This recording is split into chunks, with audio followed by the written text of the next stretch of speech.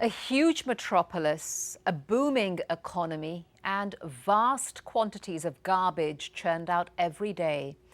That's the dilemma facing Indonesia's capital, Jakarta. But now the country, with over 100 million people under the age of 25, is looking to its youth for an answer. Can they shape a greener society? The problem: an environmental nightmare. 6,000 tons of garbage generated every day by one of the world's biggest megacities, Indonesia's capital, Jakarta, and no effective system to dispose of it all. The waste gathers in the rivers,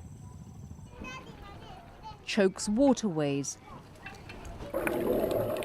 then floats into the sea where it kills nearby coral reefs, threatens fisheries, and damages the economy.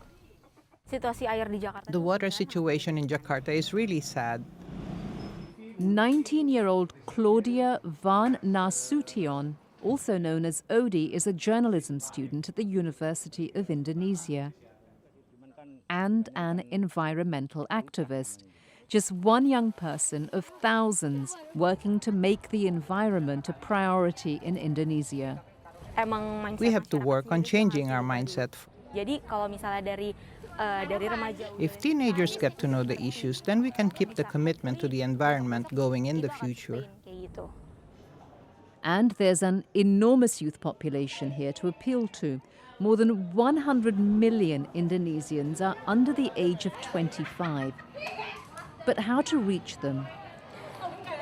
Odi believes the key to bringing about change is by using the tools of their own generation, social media.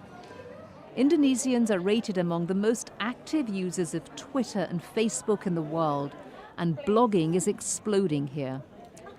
Odi herself blogs in the country's largest online news portal, detik.com. Odi also spreads her message through the mainstream media, co-hosting a weekly television program, Bumiku Satu, My Earth is One, which is broadcast nationally.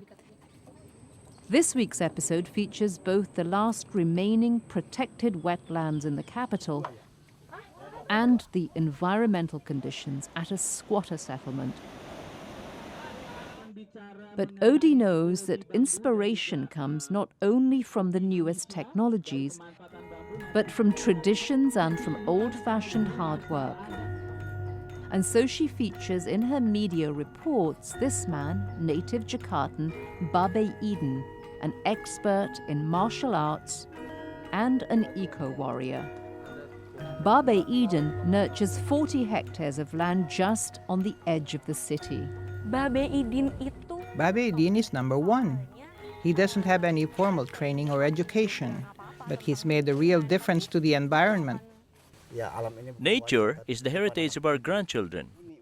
Odi's videos show how Babe Eden's urban forest is unique, an oasis for different traditional plants like bamboo that help filter toxins from the water while forming natural barriers against flooding. Respect for the environment isn't about rules and regulations. It's about connecting with your culture. It's also a question, experts say, of making Indonesia's youth aware of all they have at stake.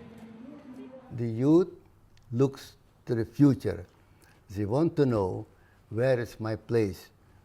Will the future be bright?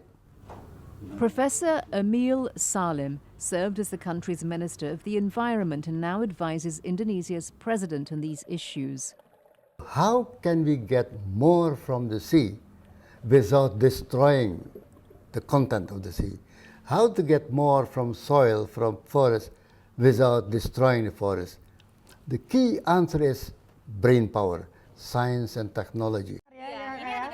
And Odi and many other young Indonesians are providing that brain power through their work in media and through a project called Teens Go Green. Sparked by the United Nations 1992 Earth Summit, Teens Go Green draws students from 80 different schools across Indonesia. Its mission, to hone their knowledge and love of the environment through field trips and study programs. Give the youth a vision of a world that is still sustainable, that when the leaders will fade away, the youth, when they come up, will still see a bright future. Ensuring that bright future for Indonesia, the fourth largest country in the world, is an enormous task. But young people like Odi have made a bold start, and they believe the tide can be turned.